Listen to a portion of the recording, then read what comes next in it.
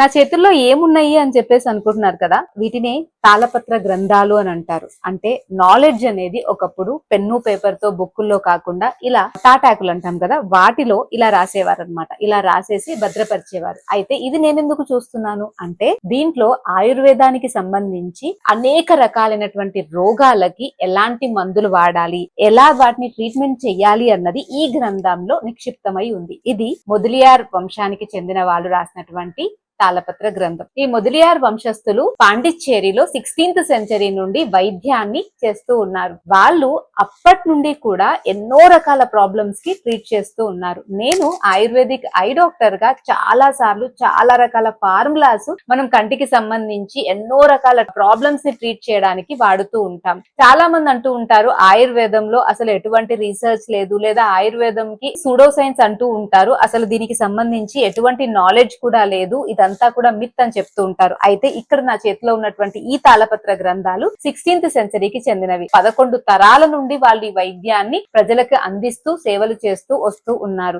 Even cataract surgeries కూడా చేసినట్టుగా మనకి డాక్యుమెంటేషన్ కూడా ఉంది. అప్పటి నుండి వాళ్ళు సర్జరీస్ చేసేవారు ఆయుర్వేదంలో, ఇంకా మందులు కూడా ఇచ్చేవారు. చాలా మంది నేను ఆయుర్వేదం చదివినప్పుడు కూడా అసలు ఆయుర్వేదంలో సర్జరీస్ ఉంటాయా, ఆయుర్వేదంలో కూడా కంటికి ట్రీట్మెంట్ ఉంటుందా, ఇలా డిఫరెంట్ క్వశ్చన్స్ అడిగేవాళ్ళు. అయితే ఆయుర్వేదంలో కంటికి సంబంధించి మందులే కాదు, సర్జరీస్ కూడా చేసినట్టు మన దగ్గర డాక్యుమెంటేషన్ టేప్ లో కూడా మనకి ఉంది. అండ్ ఈ తాళపత్ర గ్రంథాల్లో మనకి దానికి సంబంధించినటువంటి అనేక రకాల ఫార్ములాస్ ఉన్నాయి.